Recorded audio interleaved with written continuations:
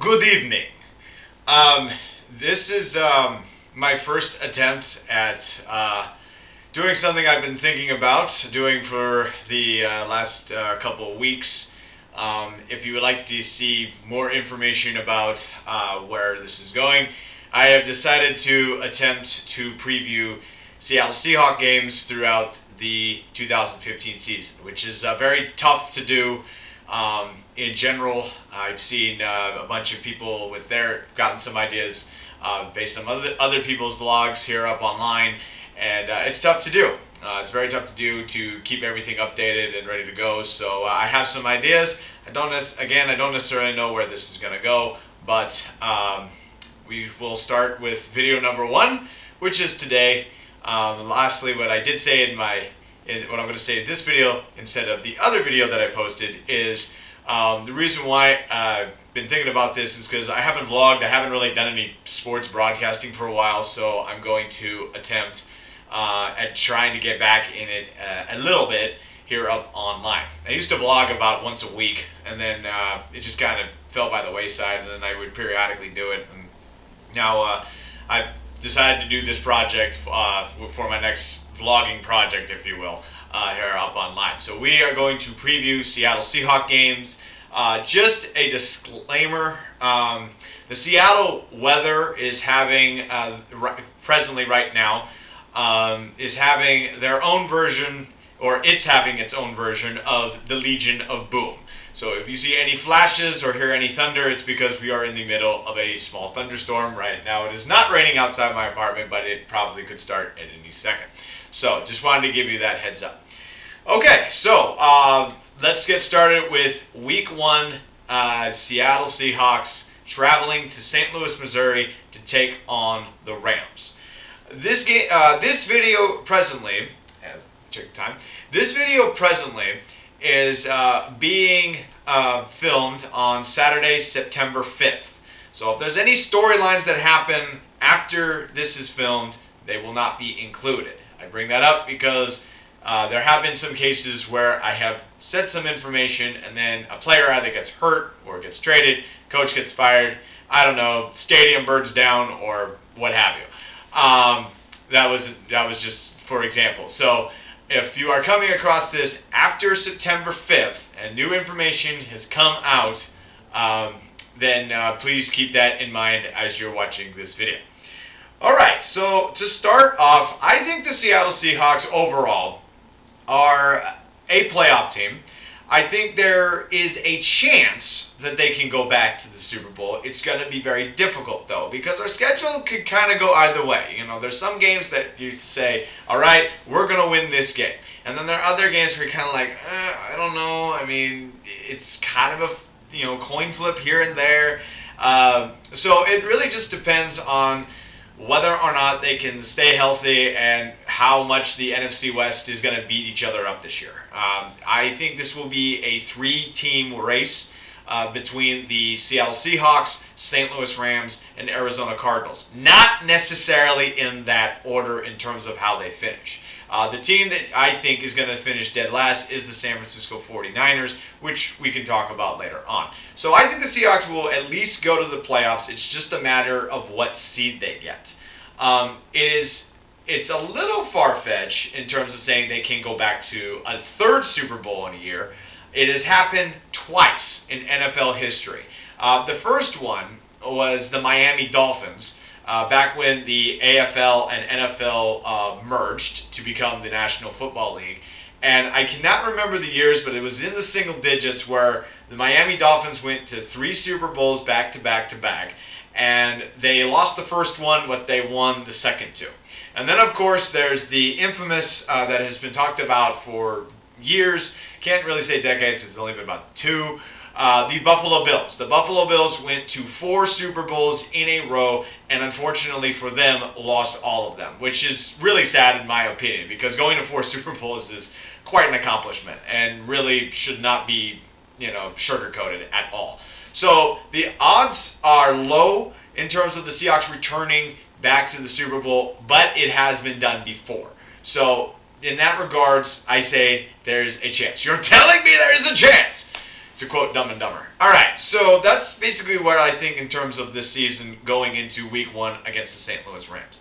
Now, I'm actually nervous about this upcoming game against the St. Louis Rams. I might be alone on this. I'm not so sure. I'm not quite sure, but I might be alone.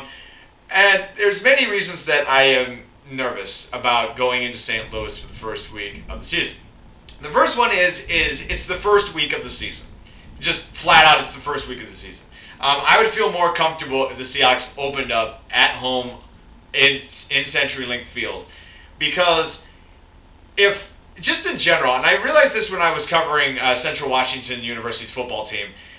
In general, some of the worst football games that you will ever watch will be during Week 1.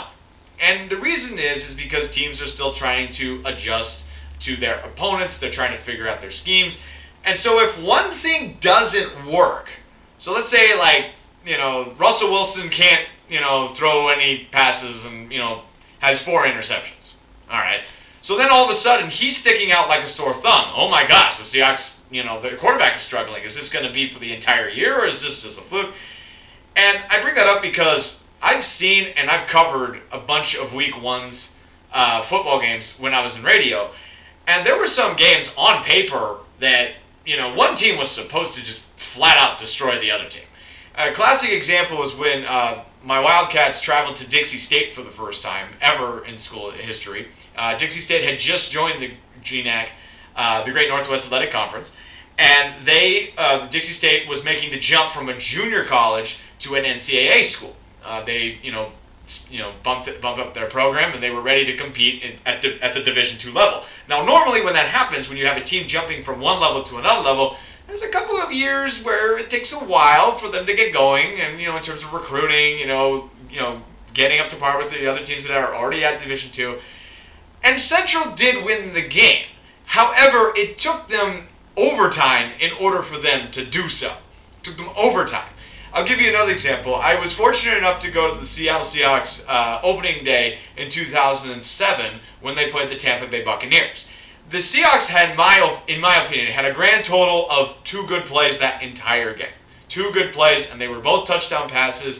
And even though Tampa Bay was a playoff team that year, the Seahawks should have just totally destroyed the Tampa Bay Buccaneers. And Tampa Bay was in the game from beginning to end. They only lost by 2 touchdowns. The score was 20-6. So that's the reason why I'm nervous that we're playing in St. Louis, and that it's the first game of the season. And the fact that it's in St. Louis is a segue into my next point.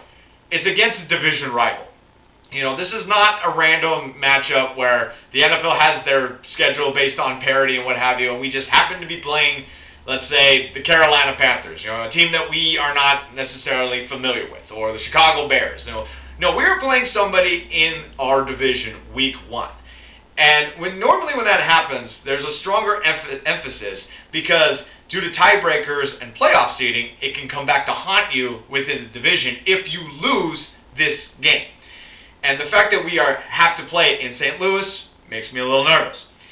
Now, the main reason why I am nervous about going into St. Louis is because the game is going to be difficult due to the previous history the Seahawks have had in St. Louis these last few years.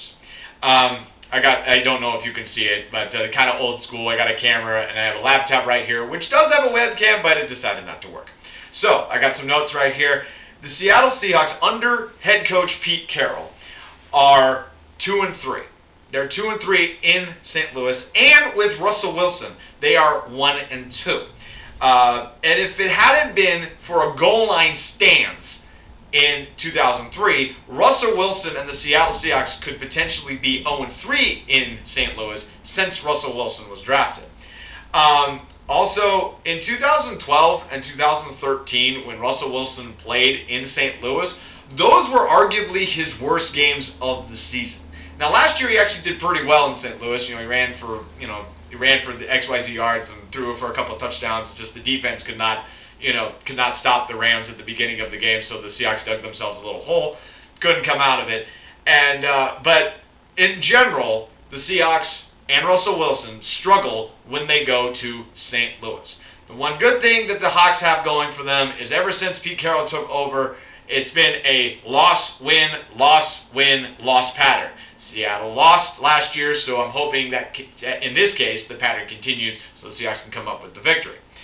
I do think the Rams will be better this year for a couple reasons. One, I think their head coach, Jeff Fisher, is a good coach, and I think that he's finally going to be able to put a little bit more of his scheme into his team, whereas before, he was going through some rebuilding years and trying to figure out, okay, what players do I have, what players are going to stay, what can I bring in to make this team more competitive. So you do have to give Jeff Fisher and the coaching staff a lot of credit in that regard. I am also not alone on this. I recently saw the Sports Illustrated preview, NFL preview issue, and they actually have the St. Louis Rams going 11-5, getting the 6th seed in the playoffs, which I think might be a little far-fetched, but it goes to show you that I'm not the only one that thinks the Rams are going to be better. The Rams will be better because of one particular player, Nick Foles. I am telling you, this guy is one of the most underrated quarterbacks in the entire NFL, in my opinion. In my opinion, he is underrated. Why is he underrated?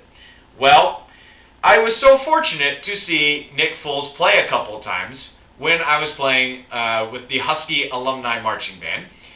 And when his school, the Arizona Wildcats, wrong Wildcats, go Central Washington. But anyway, the Wildcats came to Husky Stadium, and I got to see firsthand how Nick Foles plays. And he threw out several good, significant stats like passing yards, long drives, sustaining drives, third down conversions. He did depend a little bit too much on the bubble screen, which we'll talk about later on. And in my opinion, he was drafted in the 3rd round by the Philadelphia Eagles. But out of all the big quarterbacks or college quarterbacks coming out in his draft class, I understand he wasn't at the top of the chain, but he definitely was a name that was on my mind because I had seen him play. And not only that, Arizona is known for their basketball program. They're not known for their football program. Nick Foles came that close to leading the Arizona Wildcats to their first ever Rose Bowl. Came that close. He just couldn't get an overtime touchdown against Oregon. That's how close he became. So the fact that he took a program that is not known for their football program and almost took them to greatness, I think that says a lot. Also, if you look at his track record in the NFL, I know he's coming off an injury, but when he went to the Philadelphia Eagles and he stepped in, 2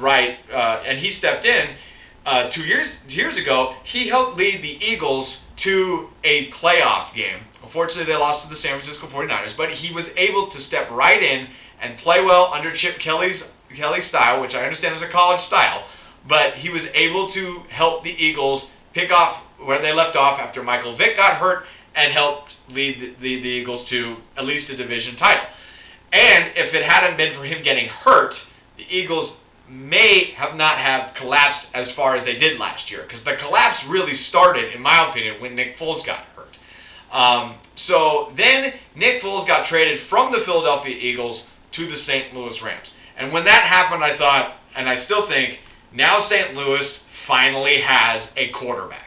You can say whatever you want about Sam Bradford in terms of his injuries. You can say that he didn't have anybody around him, no offensive line, no running game. At the end of the day, the guy spent more games for St. Louis, or at least it seemed that he spent more games in St. Louis on the sidelines, nursing an injury, than actually on the field. In fact, I can't even remember who St. Louis's quarterback was last year, or even the year before, because the backup was in. So now the Rams have a healthy quarterback that is underrated, and not that many people know about Nick Foles and his success. So that is one of the big reasons why I think St. Louis will be better this year. All right, so talked a little bit about the Rams. Now we're going to talk about the keys to the game. What are your keys for the games that the Seattle Seahawks come away with the victory?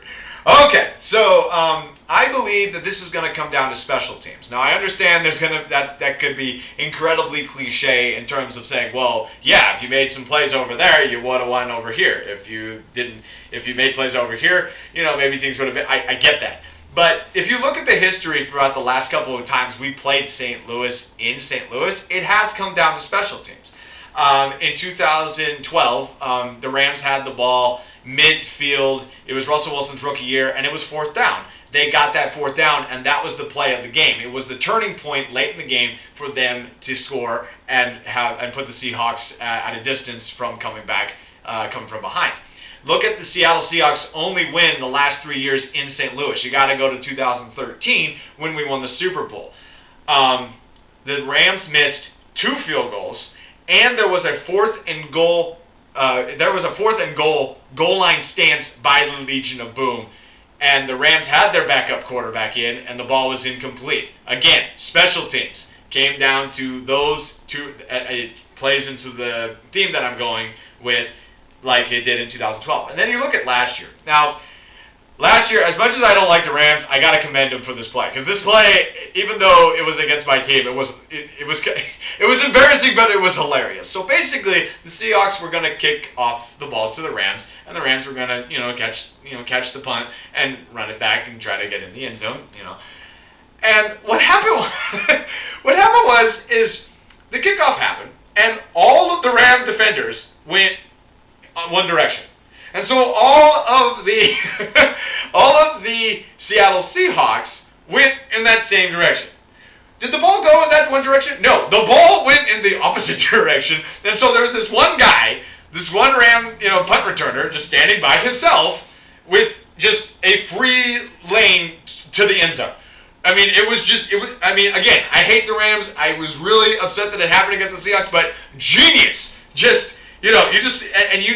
You know that you fooled everybody when the camera guy pans like this all of a sudden. Well, all of a sudden on your screen, you're watching, the ball right here, and then the camera angle immediately pans, and then you see somebody else on the other side of the field. So everybody was fooled in that play. The other play was the Seahawks. They needed a 3-and-out. They needed a 3-and-out by St. Louis late in the game, and they used up all their timeouts. It was fourth down.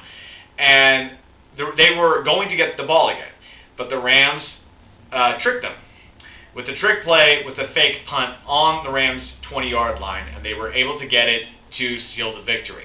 So again, 2 special team plays, like 2013 and like 2012, were the difference in the outcome when the Seahawks traveled to St. Louis. So it's going to come down to how many, it could be anywhere between, how many field goals is Steven Hauschka going to make, and how long are they? How many yards is Marshawn Lynch going to fight for? It's going to come down to special teams. Last thing, in order for the Hawks to win, they have to get to Nick Foles. All right, Nick Foles is still relatively a young quarterback. We have a veteran defense now, so we need to obviously get to the quarterback and put pressure on him. But the other thing is that we need to do is we need to control the bubble screen. And I am going to do something for 2 reasons. One, for those of you, there are many different terms that I've come across with football, and so sometimes I will say one thing, and in reality, I mean another thing. So that's the first reason why I'm going to do why I'm going to do this, is because I want to make sure there is some clarity. So if somebody is watching this says, "Hey, that's actually not what you mean. What you mean is this term," which I'm fine with. So that's the first reason. The second reason, the only way I can think of how to describe the bubble screen is to give you and present to you my best imitation of a John Madden drawing on television. Okay, so I don't know if you can see this, but basically what you have is you have the offensive line right here. Somewhere in there is the running back. This is for the bubble screen. And the quarterback lines up in the shotgun or either drops back. All right. So then you have a receiver here. Now the bubble screen is set up when you got about 3 receivers all on one side of the field. So you got kind of like this little triangle over here. So you got one right here, one behind the line, and then 2 right at the line. So what happens is, for the bubble screen, is the quarterback throws a ball to the receiver that's dropped back furthest from the line of scrimmage. Now, just for clarity, because this is not a trick play, but you might be thinking, all right, am I going to, draw semicircles or, lines or what have you? The receiver has the ball and is going to go forward. While he goes forward, the two receivers in front of him are going to block. And that's how they're going to try to move the ball down the field. And that is the bubble screen.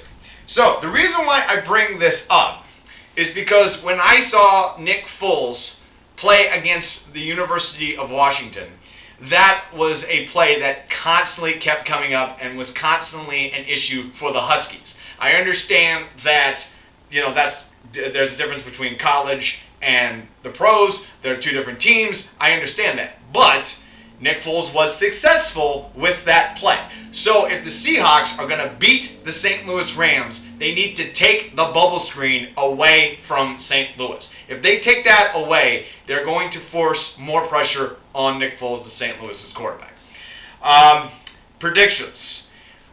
I'm kind of hesitant to give predictions with these types of videos, not necessarily because not necessarily because I don't have an opinion, but I can't tell you how many times I see people say, oh yeah, my team's going to win on this, and then the following week that's not what happens, and they don't look very credible, they look kind of silly.